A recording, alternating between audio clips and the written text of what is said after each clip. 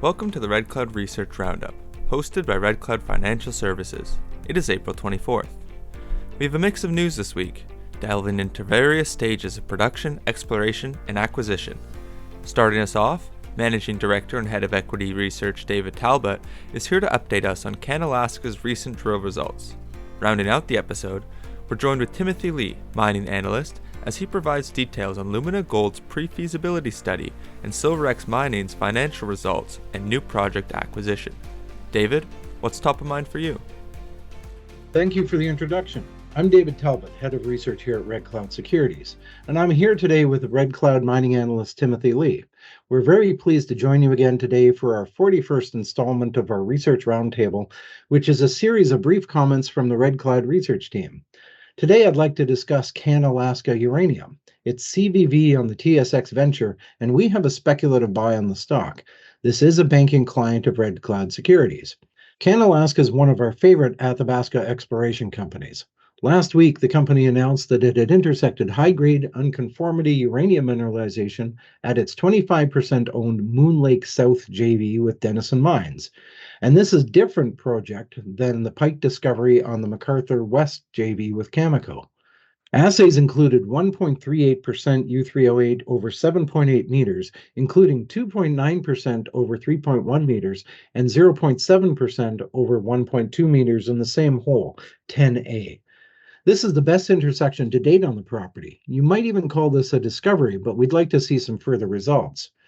Uranium was identified in 4 of the 6 winter drill holes, about 3,300 meters of drilling, during this $1.6 million winter drill program. Targets followed up on anomalous uranium that was found in 2016.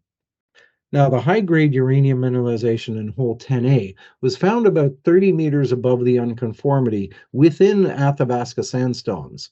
The hole is also open in multiple directions. Several of the other holes also hit low-grade uranium over narrow widths in the same area. They all have the right alteration, the structural disruption within the lower sandstone as it approached the CR fault. Uranium mineralization is now confirmed within multiple zones along a 4-kilometer trend, and this bodes well for having the right rocks and the right structure in place to allow hydrothermal fluid migration over distances. Notably, there's a 1.2-kilometer gap between this high-grade intercept and a 0.12% over 0.2-meter intercept to the northeast along trend that was drilled in 2021. Infrastructure is excellent here in the southeast Athabasca Basin. The property lies just south of Denison's large and high-grade Wheeler River project. It can be accessed by the Fox Lake Road, which also connects various deposits to the main highway close to the Key Lake Mill. We view results from this third round of drilling at Moon Lake South as very positive. It has intersected a new and wide high-grade uranium mineralization at depths of just over 400 meters core length. And while this discovery is in the early stages, it is quite encouraging that multi-percent assays are already being identified. Unconformity-style mineralization is really noted for its large, high-grade deposits on the eastern side of the basin. That includes McArthur River, Cigar Lake, Phoenix, Hurricane, and others. As we said at the top of the podcast, CanAlaska now has multiple high-grade uranium discoveries in the area, including this Moon Lake South, its basement-hosted Pike and 42 zone discoveries at West McArthur. Now, we've talked about those before, notably the Pike zone discovery of last year that hit 2.4% over 9 meters, including 3.5% over 6 meters. And that is a long trend of another hit of 4% over 2.3 meters, including 25% over 0.3 meters that extended the zone. And those are a long trend of Cameco's 68 million pound Fox Lake deposit that grades the impressive 8% uranium. So 2 recent discoveries is very positive for a company with a market cap of $40 million. The discovery is shallower than its basement-hosted Pike zone, and while it just owns 25% of the Moon Lake South project, it comes with the benefit of financial backing and technical expertise of its partner Denison, who is already active in the area. Tim, would you like to say a few words today? Thanks, David. This week, I will speak about 2 companies. First, Lumina Gold Corp., that's LUM, on the TSX Venture Exchange, reported results of a pre-feasibility study for its Congrejos gold-copper project in Ecuador. We have a buy rating and a $2.15 target price on Lumina. The PFS assumes production of 11.6 million ounces gold and 1.4 billion pounds copper over a 26-year mine life, for average annual production of 371,000 ounces of gold and 41 million pounds of copper, at an AISC of $671 an ounce gold, net of copper byproduct credits.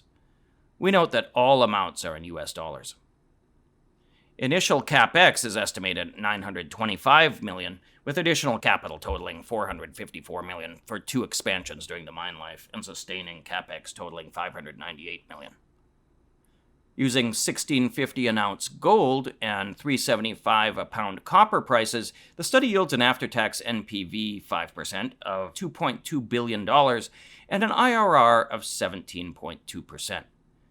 Notably, the initial CapEx of $925 million is only a modest increase from the $915 million in the 2020 PEA. There are a few other differences between the assumptions in these 2 studies. The higher strip ratio in the PFS is in large part due to treating saprolite and saprock as waste material in the PFS. The PFS uses a lower initial throughput of 30,000 tons per day from 40,000 in the PEA. There are 2 expansion periods in the PFS versus 1 in the PEA. And finally, the PFS assumes a lower corporate tax rate and no import taxes on CapEx due to changes in tax laws by the Ecuadorian government. The PFS is based on an updated resource estimate, which now includes an indicated resource of just over 1 billion tons grading 0.48 grams a ton gold and 0.09% copper, and an inferred resource of 296 million tons, grading 0.39 grams a ton gold and 0.07% copper. This increases the total contained metal to over 20 million ounces of gold from 17 million ounces previously, and Cangrejos now ranks as one of the 30 largest gold deposits globally. Completion of this PFS allows the company to commence negotiating terms for its investment protection agreement and begin the permitting process for construction. Completion of this PFS is an important positive milestone for Lumina Gold. The results are within the range of our expectations, and they further demonstrate that this is a major-sized project. Further, completion of the PFS is important as it allows the investment protection agreement and permitting to proceed, opening the door to further advancement toward production. Secondly, I will speak about 2 items from SilverX Mining Corp, that's AGX on the TSX Venture Exchange. We have a buy rating and a $5 target price on SilverX. SilverX reported financial results for the 4th quarter and full year of 2022. For the quarter, the company reported a net loss of $6.9 million, or 4 cents a share, versus our estimate of 0 cents a share, and consensus of earnings of 1 cent a share. All amounts here are in US dollars. The operating loss for the 4th quarter was $0.3 million. The company had already stated that operations were impacted by road closures in Peru due to political demonstrations. While this did not directly impact the mine or SilverX's personnel, it did result in supply chain management issues that impacted the operating and financial results. As well, there were other one-time issues that impacted the results. During the quarter, the company incurred $1.1 million in impairment of non-core exploration and evaluation assets and $2.1 million in loss of conversion of a convertible debenture. If we strip these items out, the net loss totaled $3.7 million, or 2 cents a share. The company stated that operations returned to normal in early 2023 and anticipate continued production ramp-up. SilverX also announced that it had entered into an agreement to acquire the Revenue Virginius mine in Colorado out of receivership. Under the terms of the agreement, SilverX will pay a total consideration of $4.5 million in staged payments for the project, or that can be reduced to $3.5 million if paid by the end of May 2023. Revenue Virginius is a past-producing mine with historic mining dating back to the 1890s. More recently, Orcana Silver operated the mine from 2019 to 2022, recommencing production before Orcana ran into financial hardships and the project was placed in receivership in March 2022. A December 2021 resource estimate includes measured and indicated resource containing 30 million ounces of silver equivalent and inferred resource containing 13.2 million ounces of silver equivalent. Within this is a reserve totaling 21.2 million ounces, grading 36.9 ounces of silver equivalent per short ton. In the latest feasibility study for the Revenue Virginia silver mine, effective December 31st, 2021, the property has an after-tax NPV of US $75 million and an IRR of 71%. Total production is estimated at 17.7 million ounces of silver equivalent payable over the 6.25-year mine life, including average annual production of 3.1 million ounces of silver equivalent for the first 5 years, with an AISC of $11 per ounce silver equivalent. SilverX is planning to conduct a 12 to 18-month exploration program to confirm and strengthen the data and its geological understanding of the project. In our view, this is a positive acquisition for SilverX. Revenue Virginia is a high-grade mine with the potential of rapidly coming back into production. The purchase is well below the NPV 5% of $75 million, which still has additional upside in the form of inferred resources that were not included in the feasibility study and further exploration upside. Thanks for listening to the Red Cloud Research Roundup podcast. We hope you enjoyed this dive into recent notable mining news. Remember, you can join us every Monday for new episodes, and as always, you can head over to redcloudsecurities.com to access our research portal, to read full disclosures, and to sign up to our email list. That's it for this episode, and see you next time.